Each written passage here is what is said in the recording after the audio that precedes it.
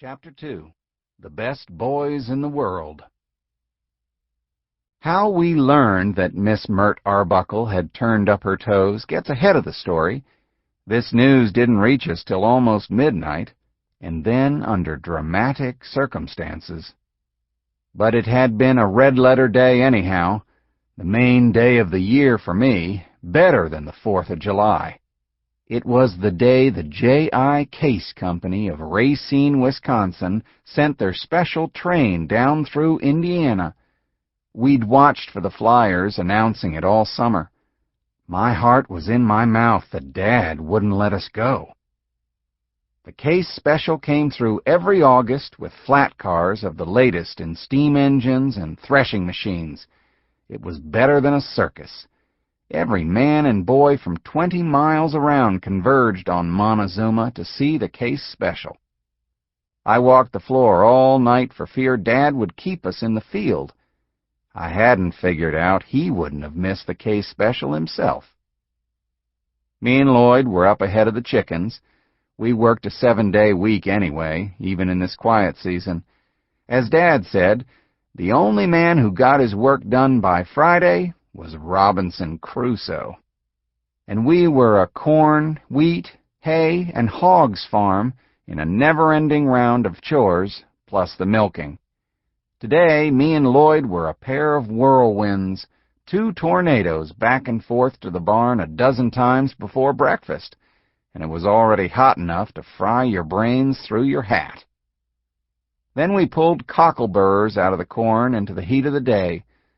Cockleburs have 2 seeds that mature at different times, so you have to kill them twice. All the while, one cricket after another walked in under our hickory shirts on bob-wire legs and made life a misery. Still, we worked ahead of Dad all morning, the best boys in the world, and Dad never let on that he knew why. You talk about hot. They don't make Augusts like that anymore. An old horse thief from just over in Putnam County died and went down to Hades, and he sent back for a blanket. That's the kind of heat we were used to. At long last, we heard the dinner bell sound from the house. When we came to the end of the row, we saw Dad up in the lot, bent over the horse trough. He wasn't just washing a little bit for the dinner table. He was washing his whole top half. That meant he was fixin' to go to town. Lloyd was ready to rip out a whoop, but I put a lid on him. We weren't there yet. I thought if we had to take the time to sit down to dinner, we'd be too late to see the Case special come in. But the hand that rang the dinner bell was our sister Tansy's, and if she cooked, you sat and ate it. Tansy was named for a wildflower, which suited her because she was just as countrified and raw-boned as me and Lloyd, almost. She was our big sister, great big, and she loomed over our lives. "Let's see those hands." Tansy gave the back of my head a painful thump. There was no arthritis in her elbows. She had a pancake turner in her other hand, so I showed her my palms. "Well, I see where you've been," she remarked, and she didn't mean the trough. She passed along to Lloyd. "You should have left more of the field where it was," said she after a look at his paws. "We washed," Lloyd whined. I had the sense to keep quiet. "We washed in the trough, same as Dad." Dad obliged by turning up his palms, but Tansy thought Lloyd deserved the same thump she had given me. She was fair that way. "Ow!" Lloyd exclaimed. "Do you have such a thing as a lump of soap down at the trough?" Tansy inquired. "No," said Lloyd, who never learned. "It'd gag the horses. They'd foam at the mouth." Dad gazed out the door and down the corn rows, trying not to smile. "Now I see your neck and ears," Tansy told Lloyd. "I'm gagging myself." "Let 'em be, so they can eat," Aunt Maud called out from the stove. I was wolfing it down already, crazy to head for town. But we had a good big dinner to get through first. Chicken fried steak, boiled potatoes and cream gravy, a platter of dead-ripe, deep red beefsteak tomatoes, and a pyramid of pickled peaches in the cut-glass dish. We were being force-fed last year's pickled peaches to make way for this year's. Aunt Maud pulled down the oven door and drew out a sheet of her drop biscuits. Dad's thorny hand covered his eyes. Aunt Maud was the worst baker in the United States. You couldn't use her dough balls for bait. She was no better a cook. We lived for summer because Tansy was home to do most of the cooking for us. In the fall, she went back to board in town to go to the high school. Why Tansy needed to go to high school was another of life's mysteries to me. "Pie's pretty nearly baked," she declared. "Who wants a slab?" But by then, Lloyd was halfway to the back door and Dad right on his heels. We hitched up Siren and Stentor to the spring wagon, and off we went along the boiling roads. Somehow we made it to town with minutes to spare. It beat me why Tansy and Aunt Maud didn't want to go. Gawk at a bunch of implements in the Montezuma Railroad yard with all those cinders underfoot, Tansy said.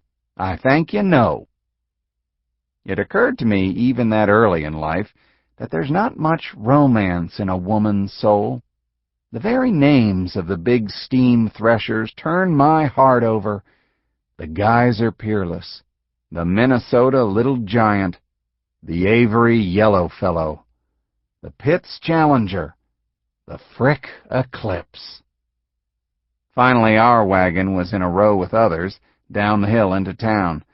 This was the biggest crowd we saw from one year to the next. An acre of wagons drew up by the depot. 200 straw hats bobbed against the punishing sun, and not a bonnet among us. This is how I pictured Indianapolis, this crush of humankind with nary a familiar face. I looked for my best friend, Charlie Parr, but didn't see him. Of course, he could have been an arm's length away, and I wouldn't know. You could scarcely draw breath, and not every farmer had stopped by the trough on the way here. Then, in the farthest distance, we heard a trill. It was the steam calliope on the Case Special, flinging a tune to the four winds. The sound of music coming down the tracks made every hair on my head stand up. Though he was too big to hold my hand, Lloyd had me in a grip.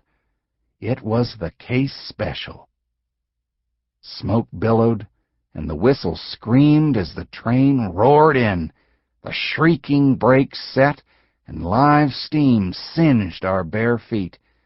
On the car past the calliope, a farmer's friend windstacker blew out circulars and handbills instead of chaff. Paper and then tin buttons with a Case Eagle on them rained over us. Now we were waiting for Uncle Sam and the Gold Dust Twins because we wanted every year to be just like last year. As the calliope swung into Marching Through Georgia, Uncle Sam unfolded himself out of the caboose. He stood over us, 12 feet tall in spangled top hat and stilts. But we were lost to him. The Gold Dust Twins couldn't hold us either, even when they bucked and winged into Under the Bamboo Tree and through soapy scouring pads for our women folk. A cloud passed, and the full glare of the sun fell on this year's 1904 models of the Case Agitator threshing machine. They were steel. Threshing machines had been wooden-sided from the beginning, but these monsters were sheet steel. We were blinded by their sheen. The 20th century had found us at last, even here. We didn't know how to look at something so new. A lump formed in my throat. Now Uncle Sam was calling somebody up out of the mob. An agitator was fired up and steaming. Somebody was